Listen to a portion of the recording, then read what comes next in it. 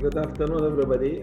Thank you for being with the virtual Bahrain conference and exhibition. I'm happy to moderate today the innovation and e-healthcare session. We have with us some distinguished speakers and panelists. For logistical reasons, we'll take the questions at the end and during the panel. You can use the virtual platform to put your questions, and we'll read them and we'll give them to the speaker at a later stage. So we'll start with my first speaker and panelist, Mr. Ibrahim al-Nawakhda.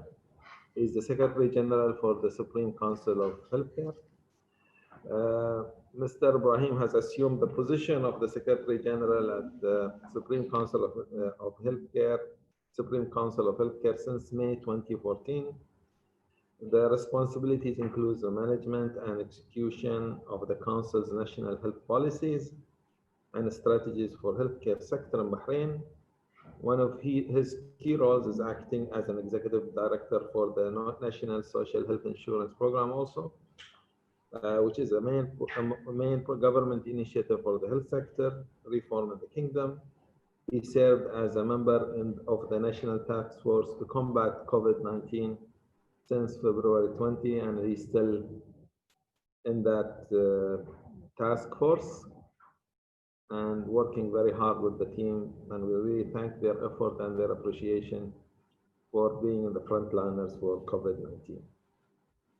During Ibrahim's 25 experience in the public health sector, he has acquired wealth of health management knowledge and experience. He assumed various executive management positions, including consultant of health programs management to the Minister of Health, advising various national health projects. Also, he was the Director of Health Information at the Ministry of Health, where we had the pleasure, me and him, working together there for some time back.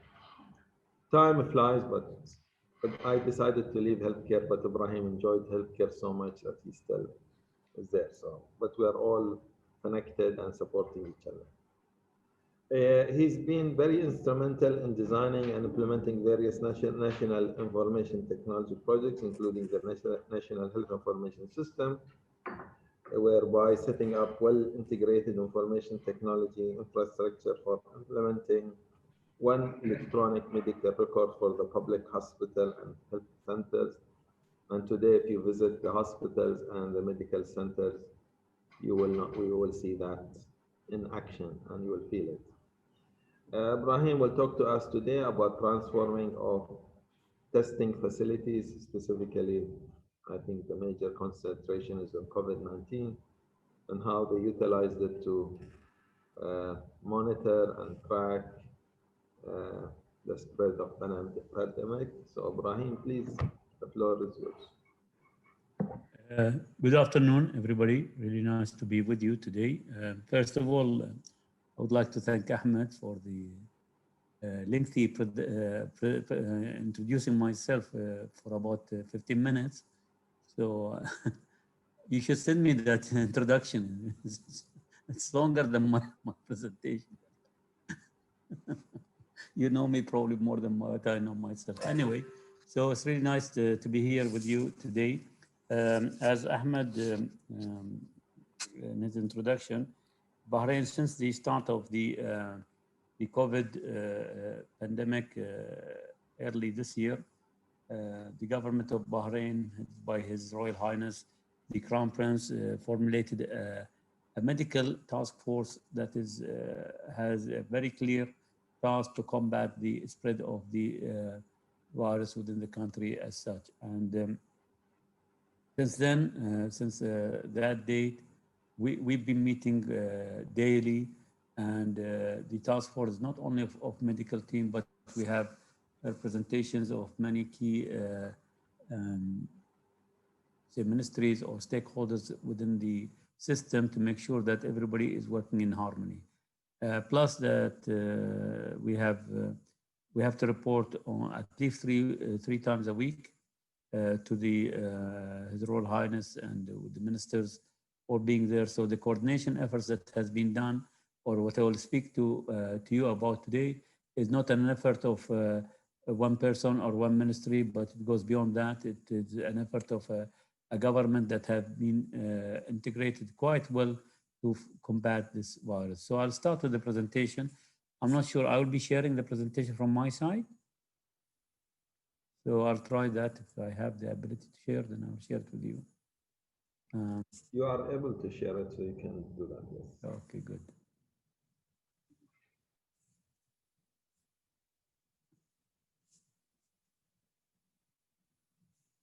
Can you see that?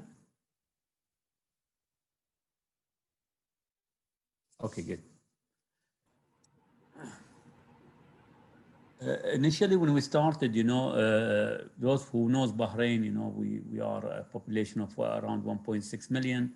50% of that is expatriates, healthcare workers, and the other is Bahrainis.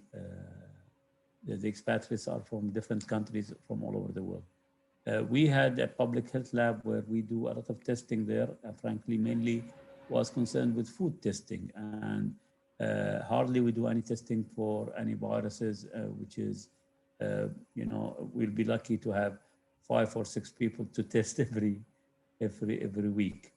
So the numbers were very, very low, meaning that the place was, frankly, though the capacity could be done for 200,000, but the place was quite small, and the human resources which were used is very low. So to really be prepared for what was going to hit us in the months to come. I remember very well when I first visited the site, everything was quite manual. And even the place was controlled from prospective hygiene was needed a lot of improvement. So the government gave us the green light to do everything quite quick and fast. The procurement processes was completely taken out from the bureaucracy. I mean, do excuse me if I use that word, but literally, going through different entities for approval to a very quick and fast way of getting things on the ground as such. When we talk about testing, there are so many things related to testing we needed to bring in on board to make sure that things happen fast. So there were a lot of innovative things that we had to do. We've changed completely the lab. We changed the equipment. We changed, and I'll go through this. We tried to automate the place completely, the processes that goes on to lab. And that was the first lab. And then because of the quantity of tests that we had to take, we started to introduce more and more places. And all this has to be done in a very timely and a very, very fast manners. It was not easy. People were working around the clock from Minister of Health and BDF and other entities that are related to healthcare, and everybody was focusing on what we do as such. So what we didn't have, we had to create. And to create, we had to be very fast and quick. And people who've seen what happened in Bahrain in the last 6 months or so, I'm sure I'm as a citizens of the nation and working in this, I was amazed as well. The way, the speed people started to work, they started to run around and help each other. And I think this was evident not only in Bahrain, all over the world. People started to work together, trying to get things happening. And not only on the island, we even asking collaborations from other countries. Whatever could be done was done. So it was difficult, very tough, very exhausting times. But I must say it was very much, we have learned a lot. We had to be innovative. We had to really rely on ourselves in many things.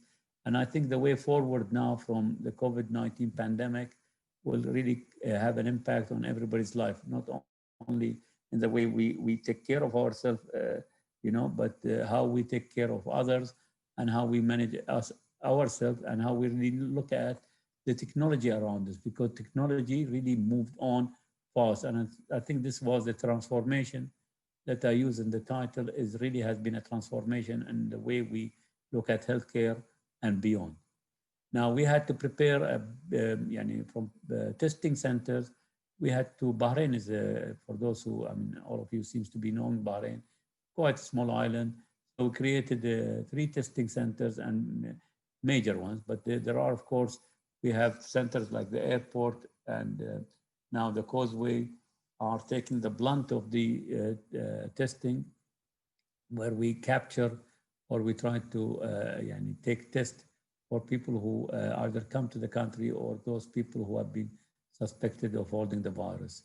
We created in no time, I would call it a call center, which has been, we worked very closely with the IGA, and we worked very closely with a lot of entities to make that center up and running. And frankly, now if you go, people might not know, but now if you go, you will see the center is quite a huge. Equipment have been brought up and things have been put, and human resources have been put in that place in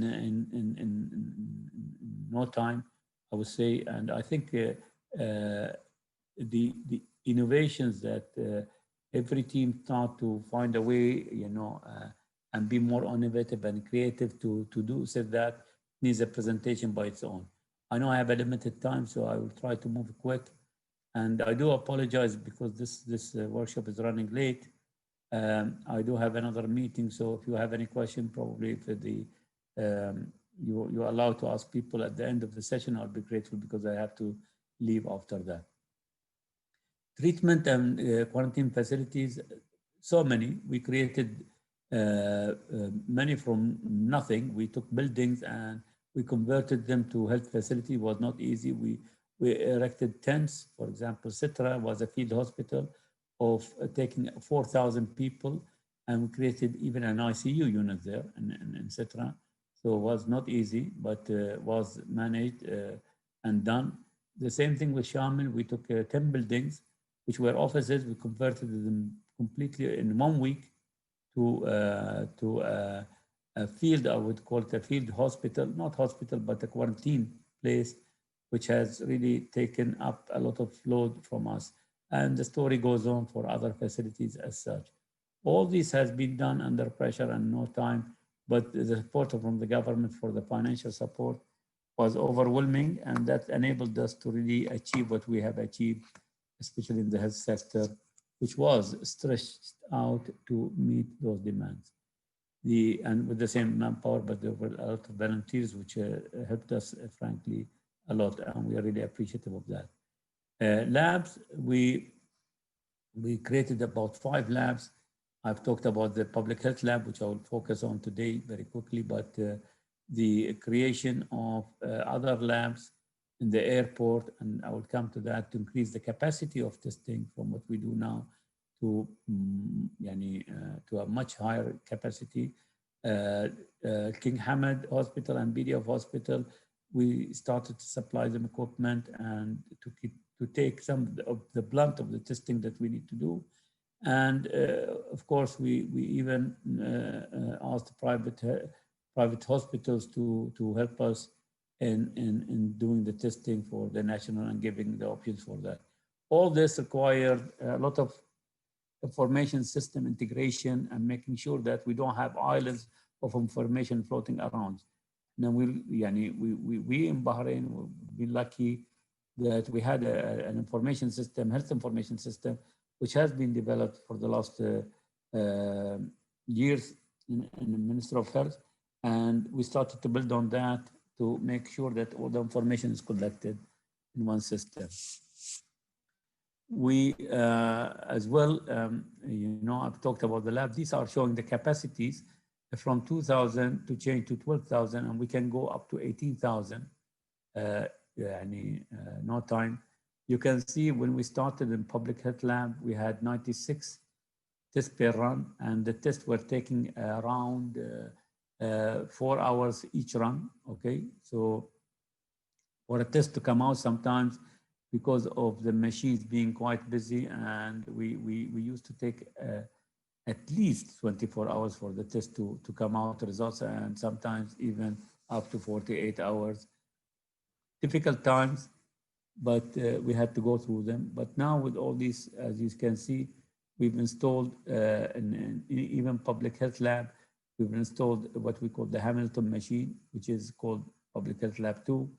And that does 384, completely automated process where no need for the samples and solution being mixed by technicians, but straight away put in the machine. You give it there, you put it there, and everything is handled by the machine. So we're talking about 1 hour, 1 hour and 20 minutes for the test to come out. And the quantity is much huger than that. So we installed 2 machines of that. And the others, we started to install PCRs. And even those PCRs can be changed to 384 just by little configuration going on. And we can go up to do more testing as such. Behind this, the story is long. How we managed to bring the supplies, how we managed to bring the tests, how we managed to bring the solutions. That was, frankly, an exercise that we've learned a lot, and to share with the supply chain management, which is another presentation I did for some time ago, to show how we, the government of Bahrain, we managed to really make this workable. Was not an easy task, to be frank. Now, this shows the magnitude of transformation. How did we implement technology towards achieving all this to happen? When it comes to the public and the private COVID-19 labs, we took a lab, for example, in Selma and in public health, we installed new automated systems to do the testing. Then we integrated the machine for iSahha to capture that information. Was done less than 24 hours.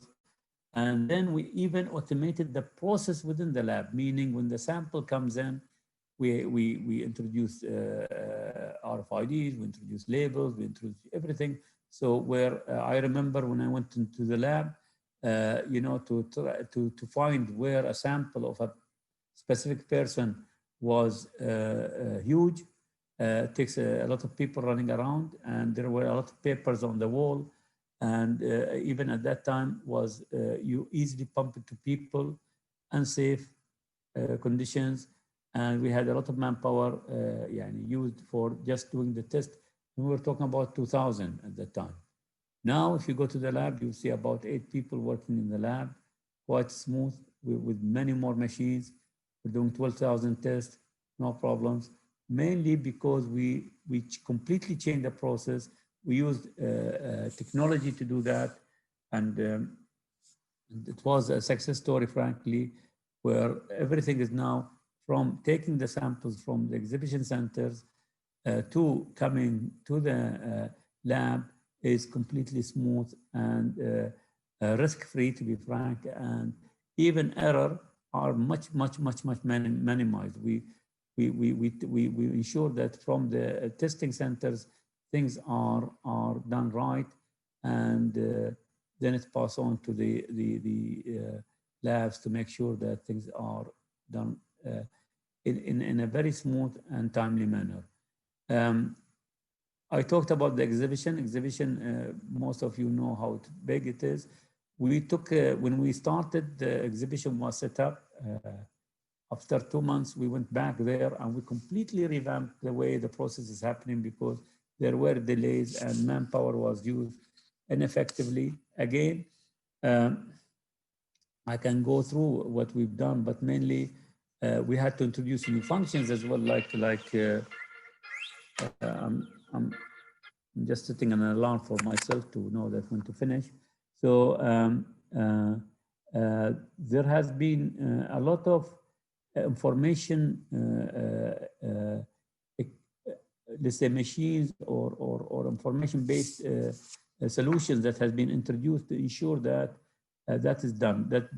But we went beyond that, because we started to use AI in as much as possible to help us in simplifying the processes, and we started to introduce IoTs as well into the system.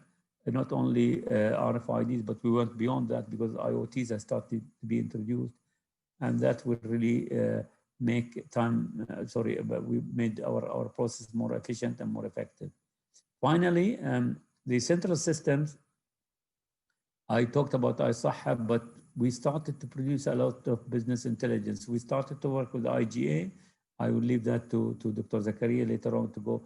But we are the one who are pushing information. We integrated all the private hospitals as well.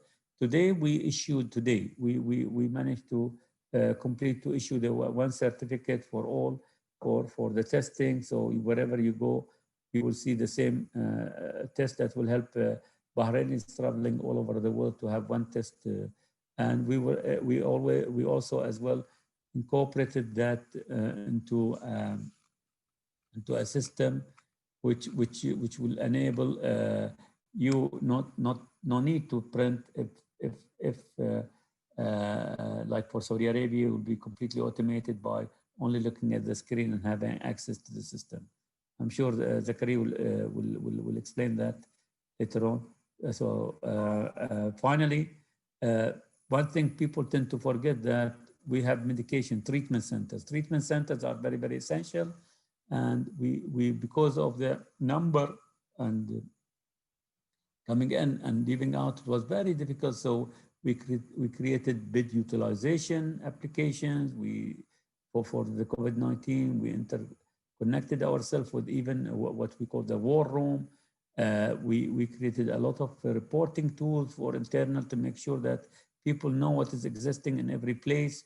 That was a very, very, very complex exercise, but the way the success story goes because we managed to work together as one team, and this committee that we created, it was quite effective, and I think this is where we make a successful story because we had a teamwork from all, and it was really pleasure, frankly, to work with many people in the government and within the health sector to make these things happen and work smoothly.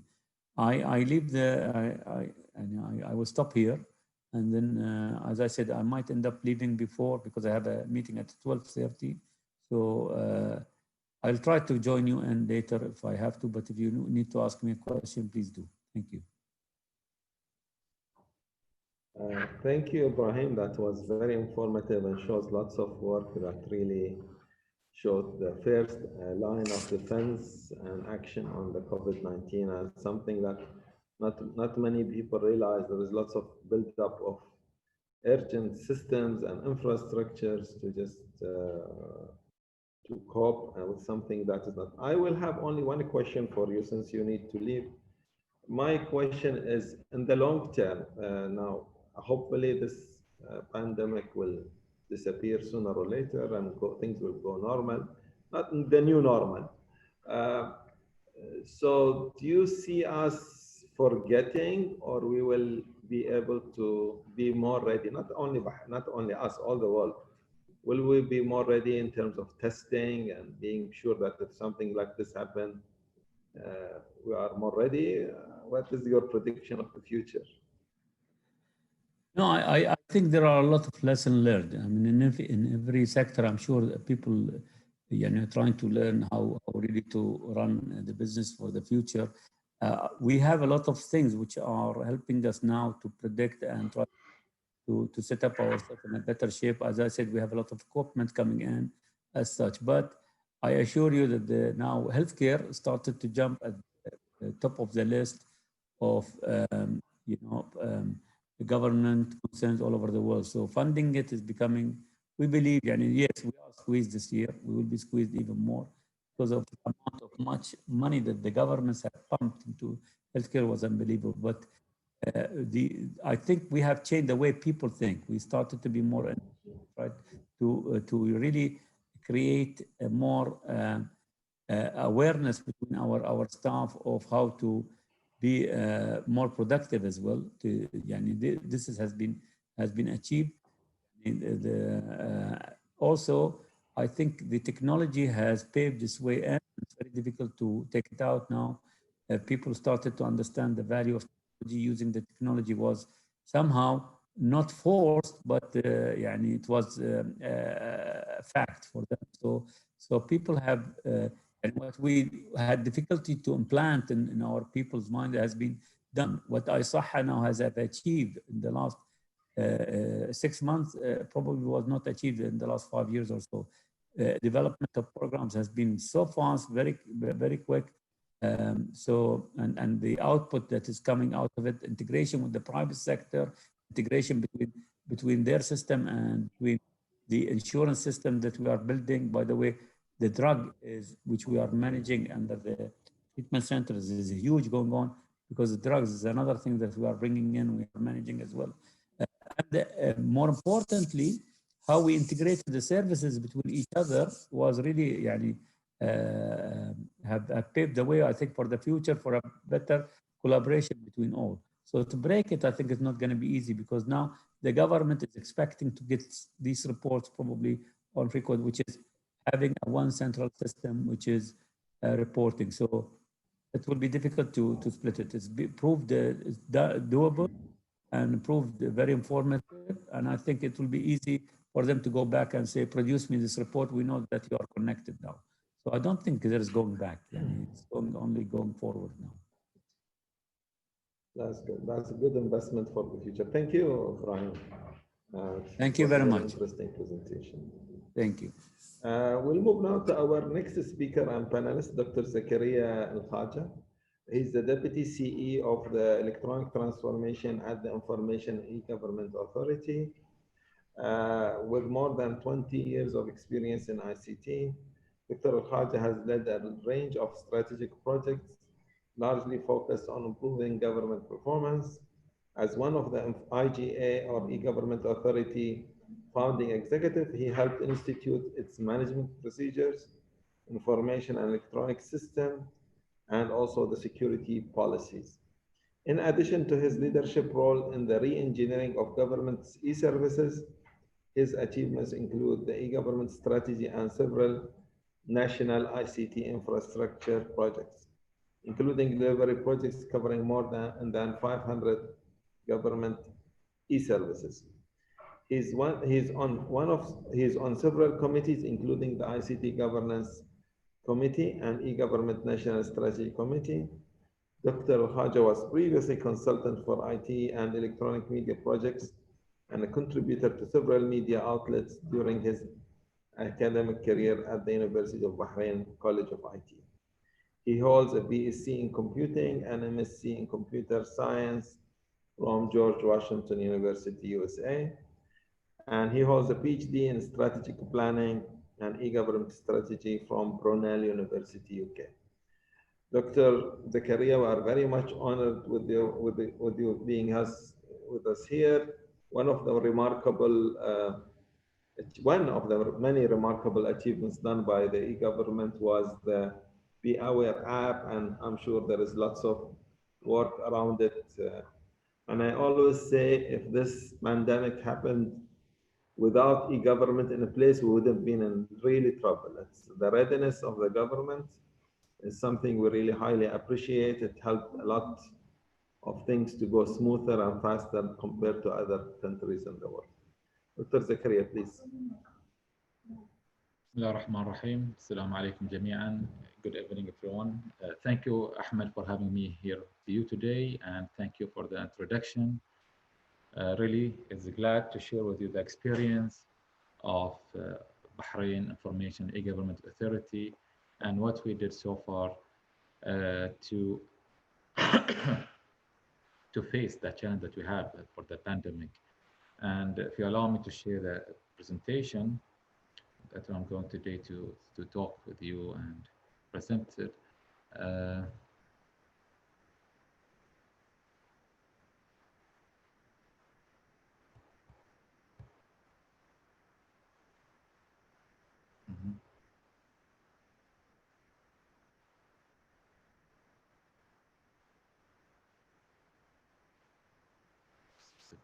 Sorry for this.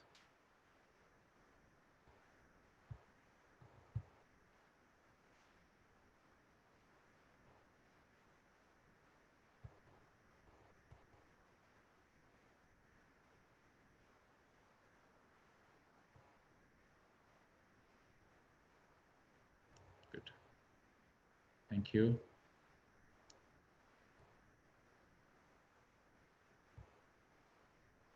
Well, thank you.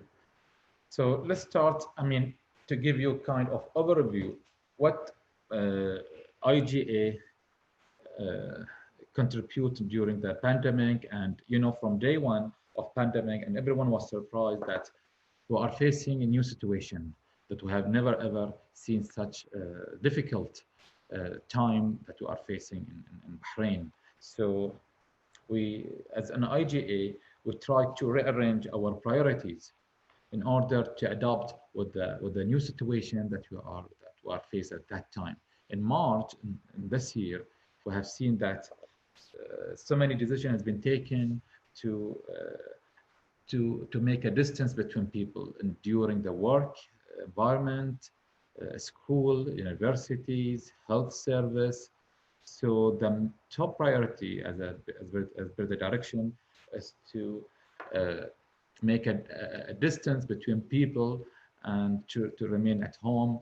And that's why we should work very innovative way to utilize the ICT infrastructure in Bahrain in an efficient way to make the interaction using the technology. So we put the three pillars at that time that we should focus on as our top three priorities to make things is moving smoothly as before. So number one, we face that we should facilitate and the interaction between the government entities with our citizens in order to normalize the government transaction. So in order to avoid stopping any kind of service providing for citizen and government, so we have to provide the accessibility for the 70% of total government employees who are working from home. So we have uh, inject I mean, we have injected the most sophisticated tools and technology that we have in IGA, and to open thousands of ports for different government entities to work from home. So accessing their application, accessing their back-end systems from home, that was one of the challenge that we are faced. But thanks for our solid infrastructure, thanks for our reliable e-government application that you have in Bahrain, which is enable 70% of government employees who are working from home to access to their services, to access to their back-end system, and to keep providing government services for peoples without any kind of interruption. And that was one of the pillar, one of the priorities to open more than 1,600,000 ports for people to access from that. Number two, to keep the process of decision making. And that will never happen without trying to making a virtual meeting across government officials. So we enable all government entities to work with Microsoft Teams, to work with Microsoft to expand the capacity of Microsoft Teams. So we enable all government officials to keep meeting, to keep working together as a team, to keep exchanging ideas and discussion in order to keep the decision is going and without any kind of interruption. So Microsoft Teams, Zoom, Webinar, IGA was supporting government entities to work on this in this area. Number three, how we sustain the education in Bahrain, how to keep the education at different levels with different stages without interruption. And that was really surprised that we should let our student and teacher, which is in total of 140,000 teachers and students, to access their materials, to access, to interact together, and to have an exam, an assignment concurrently without any interruption. That was really a huge challenge. That's why, so we work with Ministry of Education to expand the capacity and the size of Ministry of Education infrastructure and e-learning system thanks for AWS, which give us really a huge and scalable infrastructure to make the seamless interaction between teachers and students during the pandemic.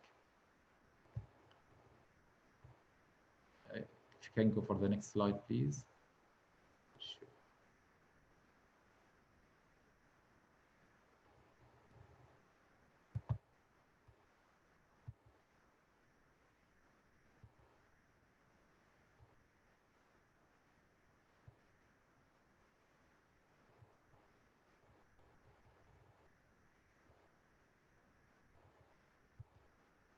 No, but the second slide.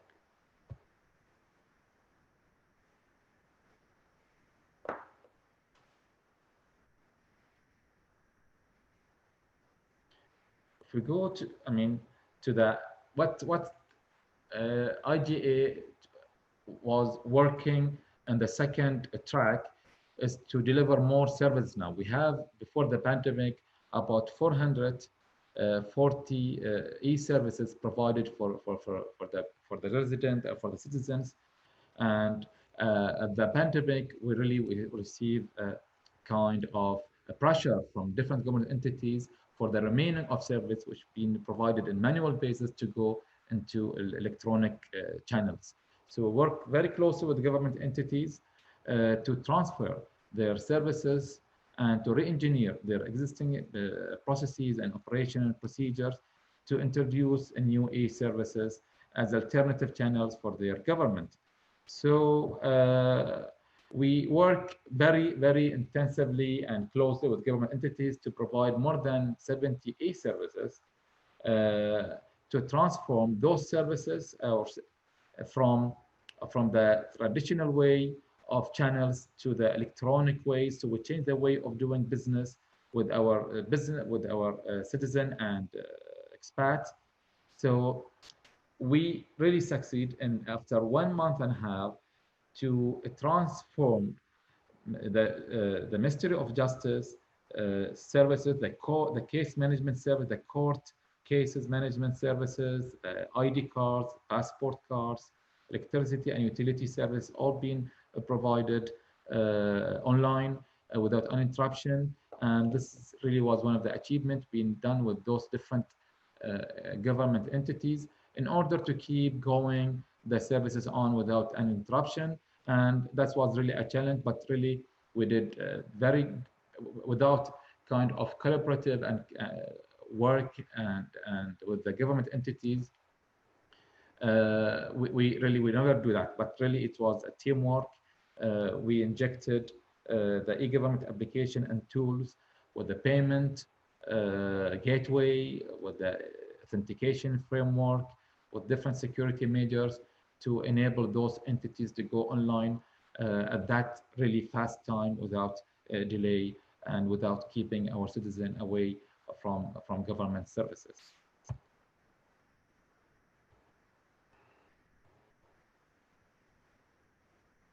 So this kind of just examples, Ministry of Justice and Islamic Affairs, different services being provided with different application, GDT.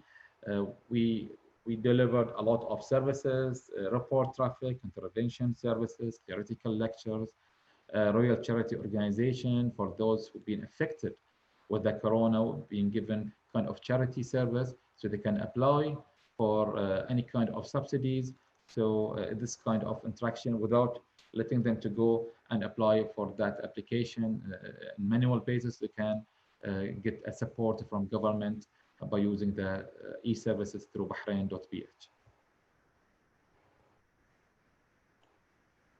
As well as Ministry of Labor and Social Development is also one of the application we've been working with the ministry to provide a kind of financial subsidy service, job seeker service, Ministry of Interior good conduct certificate services, customs fee payment. We're working with different application with Ministry of Interior, which about 76 services being developed in cooperation with Ministry of Interior. So we try to minimize really the physical interaction with the front office for the front office and our customers in this case. Well, one of, as Ahmed saying, and he mentioned, rightly mentioned, that Bahrain been really a pioneer in developing an application using AI and big data analysis in order to support medical task force in fighting and controlling the spread of COVID-19. And from day one, really, when we think about developing an innovative application that can help people in Bahrain, from citizen and expat, to in order to facilitate their interaction, to understand to understand the services provided to them through one single central platforms like Be Aware app that can controlling the spreading of coronavirus. And so we developed the app to be really our focal contact and trustworthy information about the pandemic. So the number one we've been working is to how we can controlling the home quarantine using, the bracelet at that time. And whoever coming from the airport, we give them bracelet and we control by using using Bluetooth. So we can trace the tracking of whoever been infected or even suspected to be infected at home quarantine, as well as with tracking interaction with the infected cases.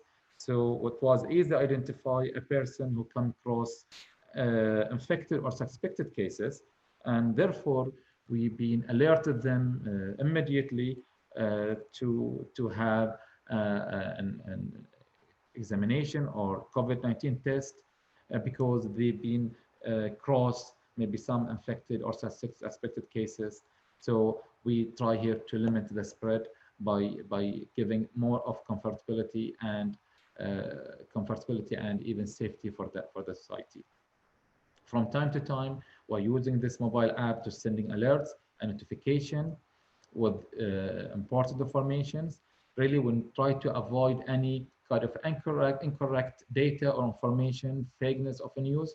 So we try to build a trustworthy data just coming from this application, so people, they will be alerted for any new news, statistics, even for the random test for the coronavirus.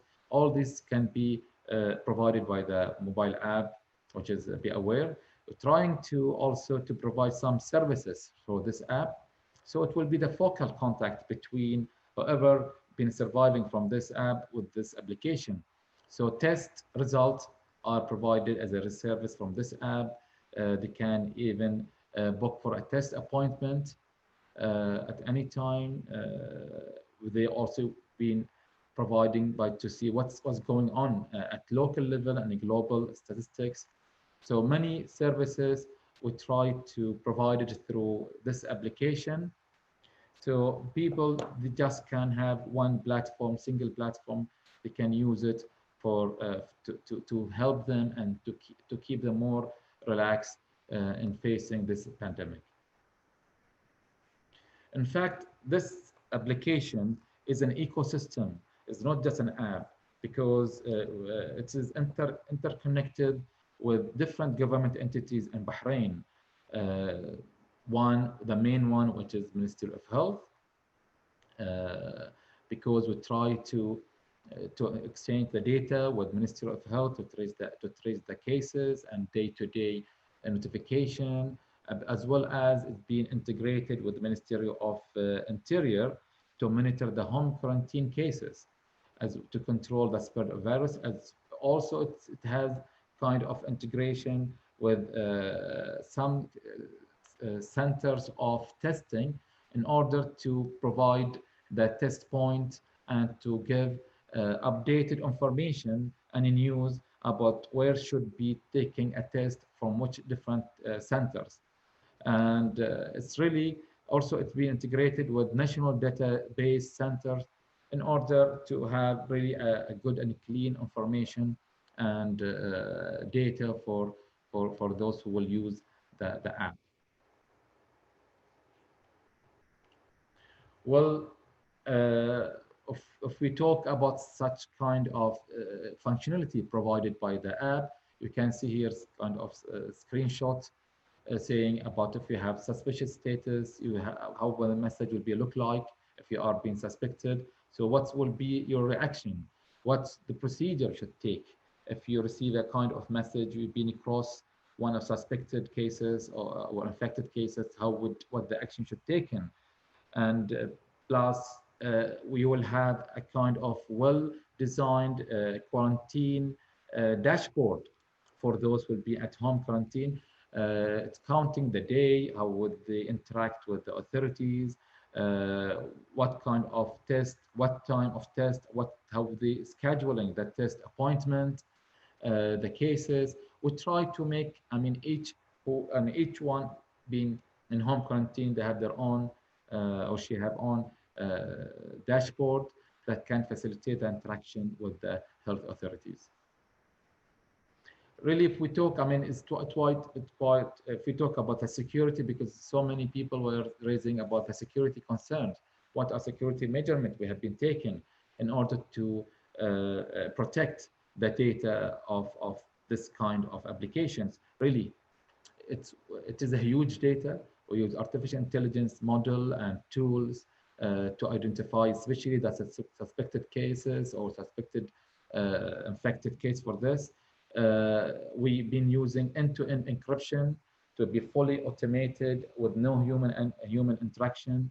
The data, the accessibility of data with highly secured technique, and as well as all data, all captured location data is deleted automatically from the database after 20 days. So we are not storing any kind of data in our database if there's no need for it. So after 20 days, all traces and location-based data will be deleted directly. So we're not keeping any kind of data which is related to anyone who being part of this application. Dr. Zakaria, this is a soft time reminder. Sorry? Time reminder. We ran out of time, but you can right, continue, but just be aware of the time.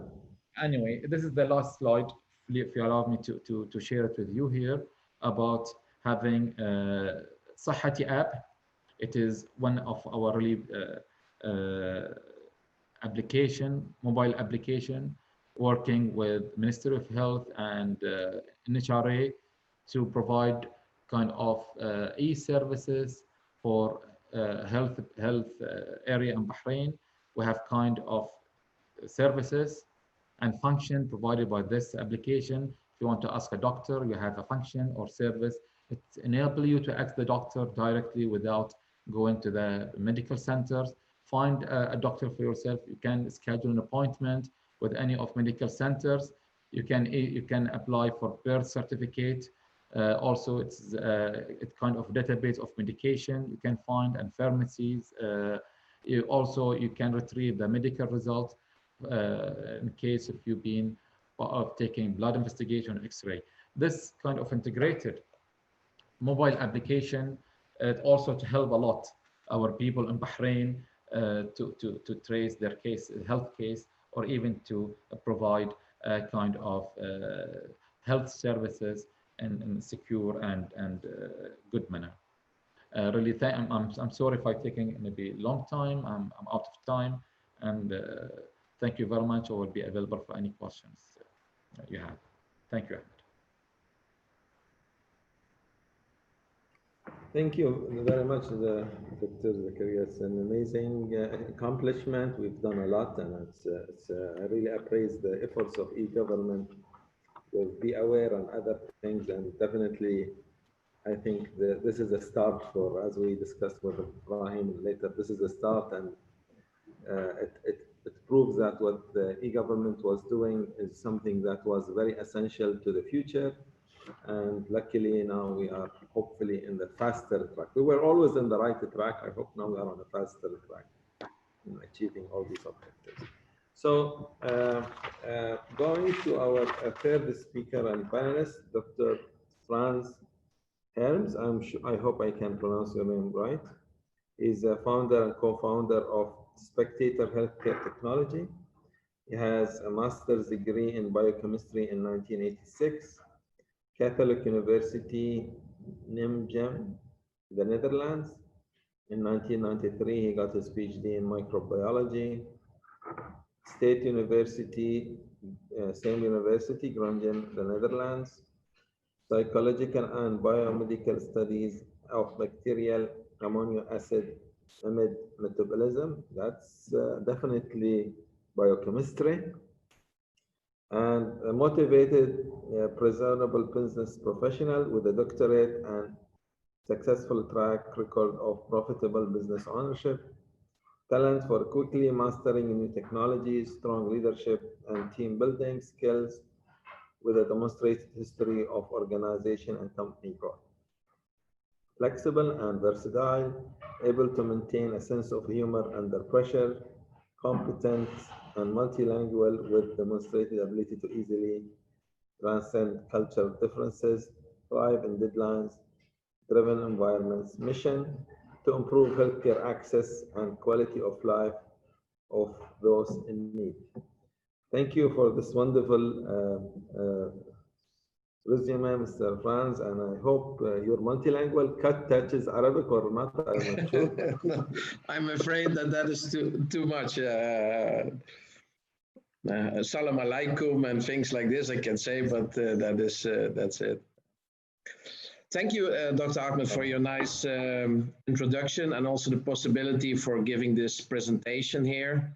Let me share.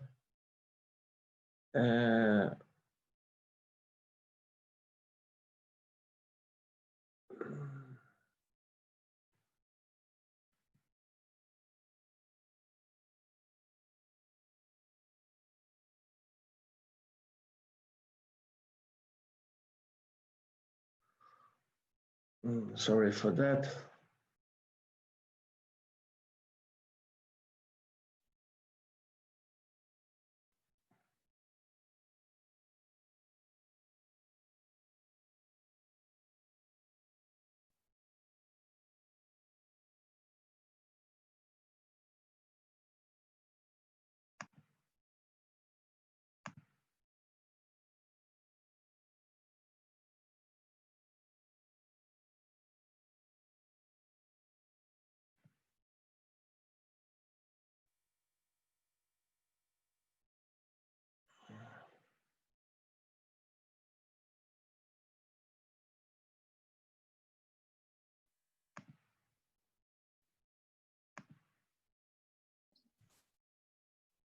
Dr. Franz, do you want us to share your presentation from our side? Yeah, I'm trying to do it from here, but You go to the bottom of the screen.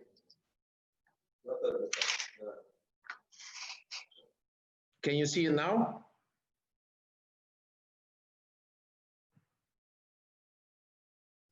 Sorry, we cannot see it now. It was there, but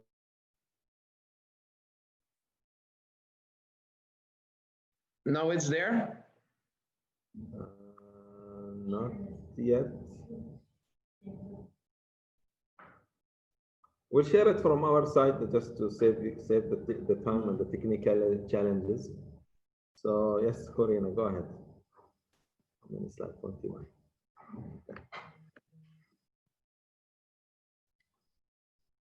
Okay.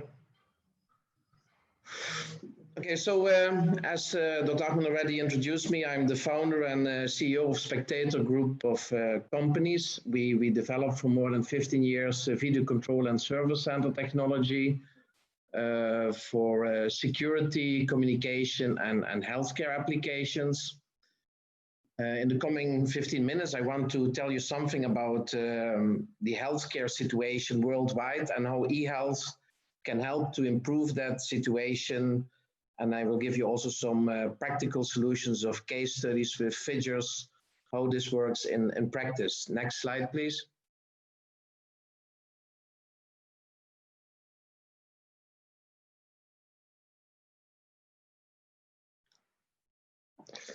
So if you look in general worldwide, and you see the whole chain of healthcare from the government to hospitals, specialists, physicians, and pharma producers, then in fact we are talking about a money and volume-driven business, earning money on sick people.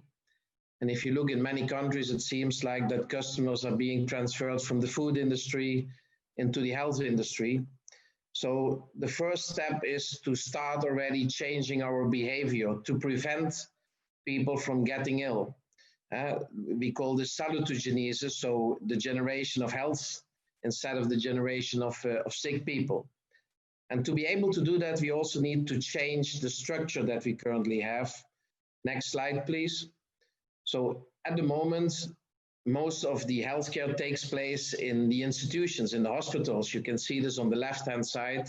This is more a curative model where the hospitals and the medical institutions take a big part in the total healthcare support and also the budget for that. Where we need to go to on the right-hand side is a more social healthcare perspective where people have better awareness about their own health, have more communication within the community, where at local scale people can be helped instead of sending them to the very expensive hospital. So next slide. What we want is to keep people out of the hospital. So we need a reduction of unnecessary hospital admissions. And once you're in the hospital, we need to reduce the length of the hospital stay. And not to forget, after the hospital treatment or surgery, we need to reduce the readmissions, which means try to avoid unnecessary readmissions to the hospital by using remote monitoring. And I want to go more into detail into these two aspects. On one side, the reduction of the unnecessary hospital admissions, and on the other side, the reduction of hospital readmissions by remote monitoring. Next slide. So what you really want is, as I said, to keep people out of the hospital. In the Netherlands, we have physicians for that. It's an obligation to go first to a physician. And in practice, this means that 90% of the medical questions are being solved by the physicians, which is only less than 5% of the national budget. So this results in the Netherlands in less than 5% of the patients being unnecessary in the hospital, whereas if you look at the UK, where people, for example, have a more easy access to the emergency department, it's more than 35%. And if you look in Brazil, where 80% of the people have not a real good admission to healthcare, but the ones that have, they are lying very unnecessarily in the hospital, between 65 and 80%. Now, how can you use technology now to improve that, to help with that, to keep people out of the hospital? That is not only to give people, for example, the possibility of remote video teleconsultation to a doctor, but also to give them access to evidence-based medical information, to change their awareness. And if they think they want to go to the doctor, to give them first the possibility of a self-triage or a self-assessment. Next slide. So very important at a young age already is that you have access to the right information, to create an awareness. You know, what should I do to stay healthy with respect to nutrition, to exercise, to sleeping behavior, to cope with stress? That should lead to a virtual lifestyle coach. But that not only applies at young ages, but it also applies for elderly people that already have chronic diseases. How can you change their behavior to get better again, not to continue to take medication or to stay in the hospital? So self-awareness and access to evidence-based medical information is very important. Next slide. And then when you feel bad, you should not run to the doctor, but you should have the possibility to use a symptom checker. That symptom checker, it's like a self-triage, a self-awareness on your mobile phone or your tablet, where you can ask a certain amount of questions, and out of that will come a consultation, a result, as if you were visiting the doctor. Next slide. Here you see an example of such a result of a symptom checker. It's from a certified technology. And for example, you can see here a report that the patient will get after consulting that symptom checker. That same report also will be sent to the doctor. So in case the patient still would need to contact the doctor, that the doctor is already aware of the characteristics that the patient has entered, the analysis of this, what is the percentage that it is the one or the other disease, what is the opinion, and what is important to do, for example, in the period before you go to the doctor or before the doctor arrives. So that will help tremendously to keep people out of the hospital. If you look at the next slide, that would be in case you need to contact the doctor. Then, of course, you should not go to the doctor. You first need to make a video call to the doctor, which is comfortable for the doctor and the patient. It saves time, reduce time and expenses for traveling, no waiting times, costs for canceled appointments, and it also, everything is recorded and it stores all the relevant medical information. Plus, this also enables the support of pre and post-surgery patients. Next slide. Now, if you look, for example, at the results of a good primary care, so access to medical information, access to a symptom checker, and the possibility of having a video teleconsultation, then you see here the results of a study from the Ministry of Health based on 900,000 teleconsultations. You see that in 80% of the cases, no emergency room visit is necessary anymore. In more than 70% of the cases, no face-to-face doctor follow-up is required. In more than 20% of the cases, medication can be prescribed remotely. And very important, patient satisfaction is very high, more than 90%. Next slide.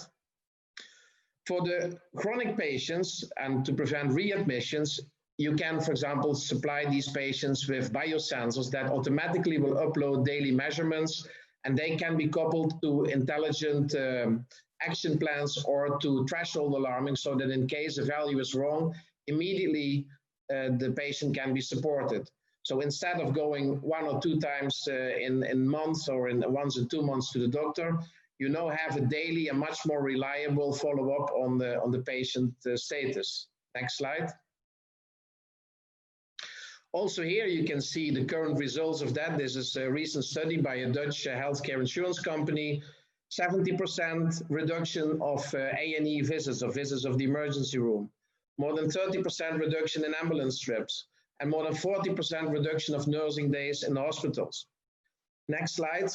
Actually, this is from this year, but it's not new. If you look in this slide, this is a result from a Deloitte and Touche study in UK in 2015. You also see here on the left side down there a telehealth hub with 210 care homes. You also see there that 35% reduction of hospital admissions, 53% less use of A&E, and 59% less hospital beds. Plus, on the right-hand side, a very high patient satisfaction, more than 90%.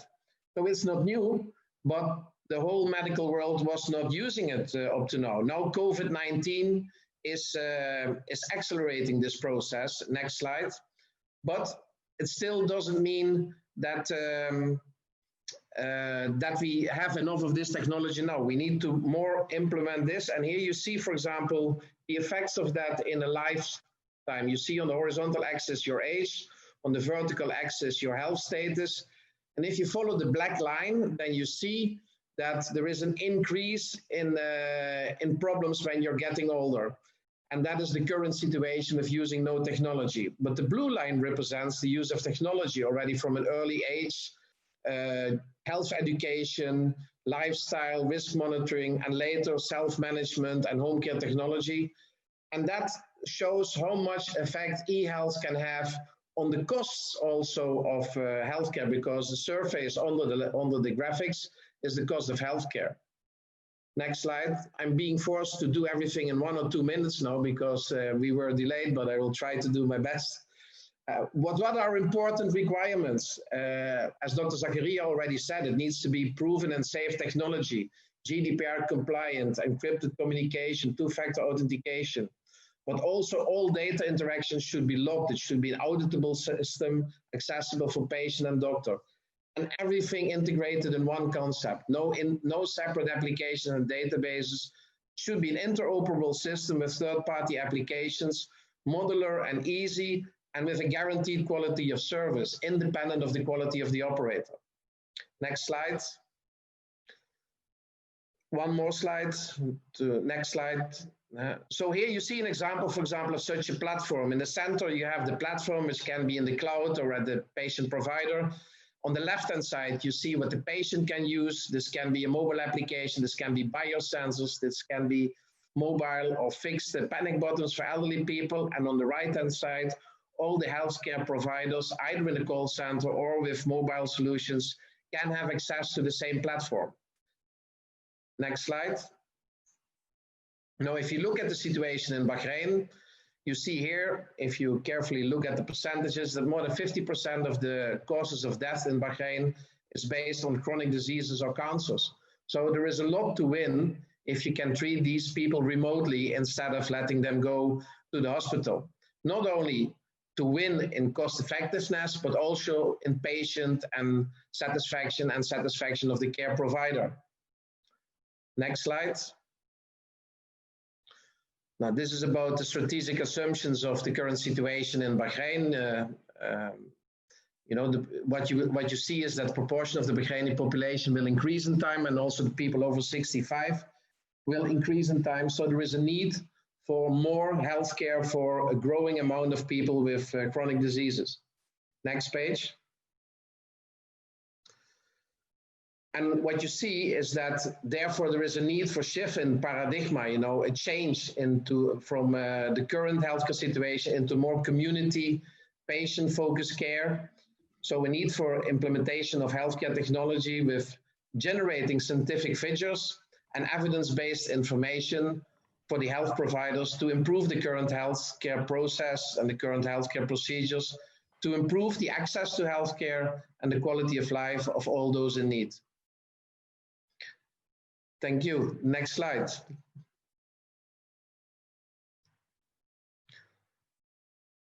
So I did it in 10 minutes, I think. That's excellent.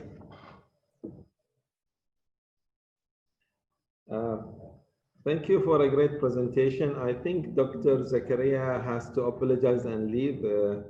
Everybody, him and Ibrahim are on the call for some urgent matters, especially the causeway is being open, and there is lots of logistical on the IT side and healthcare side. So thank you, Dr. Zakaria. We really appreciate you being with us during this difficult time, and hopefully we'll be connected with you soon. Thank you very much, Ahmed. I'm really sorry to leave you as early as now. I'm really sorry for that. We have been called for a meeting at 3 o'clock with some authorities in Saudi Arabia and UAE in order to arrange for the ports opening. I was really excited to be part of this conference. Thank you, Ahmed, for organization. Really extend my appreciation for your team. And it was my pleasure to meet you all, and hopefully see you very soon, inshallah. Inshallah. Thank you. Thank you very much. Assalamu alaikum. Thank you. Alaikum assalam. So with this, we'll move to the panel discussion, and we have with us, I'll do just a short introduction. We have also with us, joining us, Mr. Adouri. He was with us from the beginning. He's a head of strategic project at the Micro Center, and he has over 23 years of experience in various areas, from software to GIS, and we have him. We'll have him with us. So, going to the questions. So back to your friends, maybe to your presentation. I think, today, the biggest challenge with all these tools and monitoring is something great. Previously, there was resistance. Doctors, now you have to come physically. Authorities, you have to come physically. I have a friend today who's opening a new medical center that depends on telehealth. Most of the discussion they have with municipality, you don't have enough car parks, and he's trying to explain to them, I don't need car parks for them. So this is a challenge. So now talking about the other challenges beside technology, the changes of mindset, how the healthcare, the authorities, the patient will accept this change. How can we take it from that perspective? I think that there are different factors influencing this whole process of accepting remote care. If you look at the patient side, of course, the patient is uncertain about the safety of the information. You know, where does my information get? How is it being stored? How is it being taken care of? So that's an important factor that the government should take care of with regulations, that this is secured. So that is on one side. On the other side, you have the doctors, and you see in all countries. I was just mentioning, for example, Brazil. We are active in 4 continents, and in Brazil, until COVID-19, it was not even allowed for a doctor to do teleconsultation. And one of the reasons had also to do just with the remuneration of the doctor. So it was, you know, did the government or did the healthcare insurance company pay the doctor for doing a video teleconsultation? And as long that there was no payment, they didn't want to do it, and they found out reasons why not to do it. They said, for example, yeah, if you do it remotely, you cannot control it. But it's on the contrary, if you do a video teleconsult, and if you send data and everything is being properly logged and recorded, it is more secure than a physical consultation, because you never can prove what the doctor told you.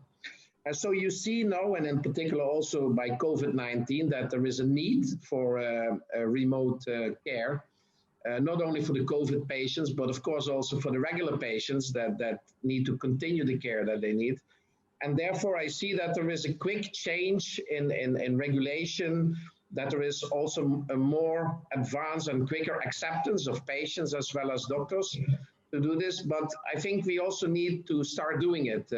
We saw in Western Europe that it also took years, but I think now it's really time to market, to call it like this, to start using this technology and to show the patient as well as the doctors that it is a safe way to communicate very effectively. It also has a high impact on the cost effectiveness. And the experience is that patient satisfaction and also the satisfaction of the staff is very positive about it. Thank you very much. Mr. Duri, a question related to the impact of digital. And in part of this event, Virtual Bahrain, we are doing a study in partnership with UNDP in terms of seeing the impact of using digital or technology in dealing with COVID-19, and how did this really result in better result on an economical basis, on individual, and telehealth is one of the examples.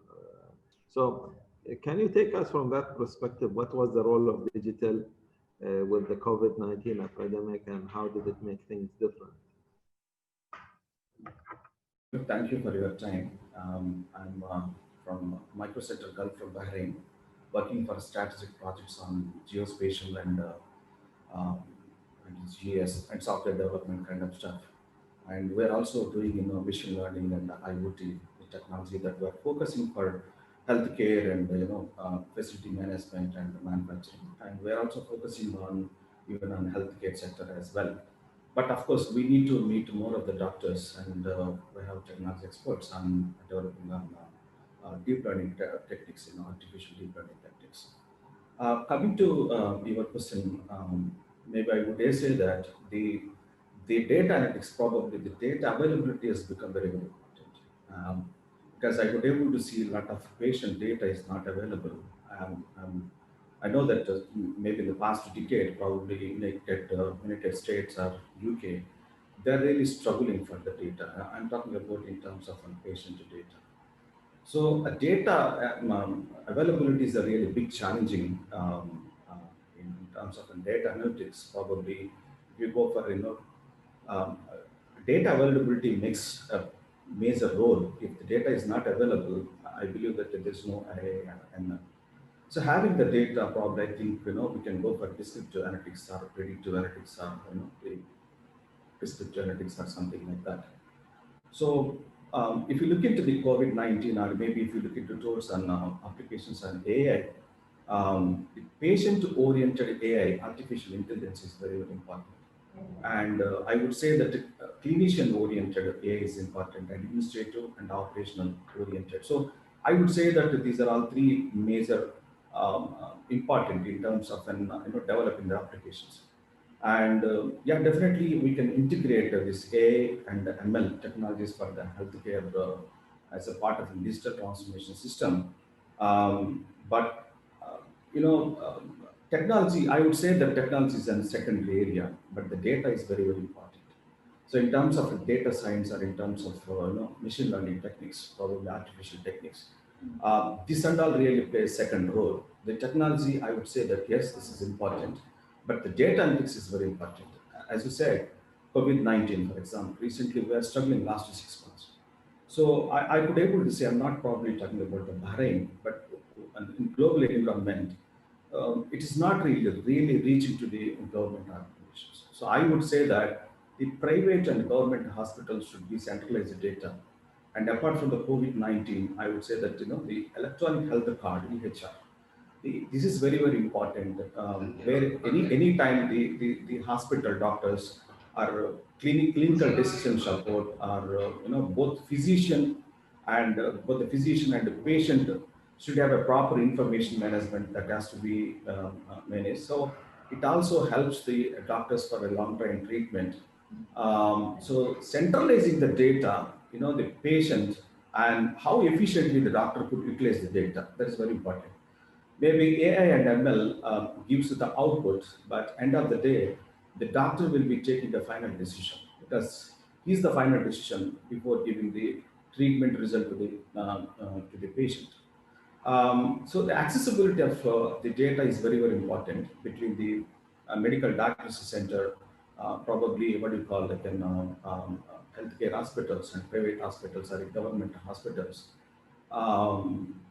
We could able to see some of the Indian government, in the desert model, we have been developed like healthcare record applications. It's basically like a clinical information. So treatment plan output to the patient, it gives a major role.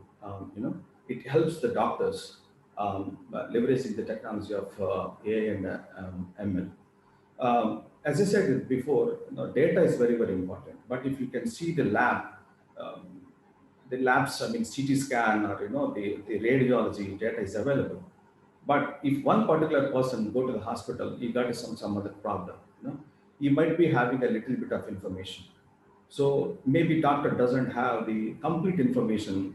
Maybe immediately if he join in the hospital, he will start giving some medication to him. But the hospitals, I'm not talking about private or government, in general, it has become, the data about the patient data plays a major role. So he probably might have only one file, he will take to the hospital and they will start, I'm talking about cardiac or any other thing. So the doctor will just immediately will act on that, but he doesn't know about the past history. So what I would like to say, the electronic health card, availability of lab test or even the patient health information or his social history and outcome and surgery, if this is really available, I'm sure the ALML or even COVID-19 information, we can able to generate um, um, um, applications, and it's very useful to the doctor as well as the patient. Yeah. Thank you, Adore. Thank you very much for your answer. I would like to, because we are running out of time and the organizing team is gonna disconnect us if we don't close on the right time. So, Franz, I would like to give you the same question. It's not about technology or data. Maybe I need to rephrase myself. It's going digital. I mean, all the tools you've talked about today. We know that if the e-government was not ready already, they did not have the information or data of the citizens online and all the GIS tools. We want to we agree that there was that with having digital had a with all the bad side of an pandemic and people who got sick and we spend lots of money and economy was stuff. That's the disadvantage.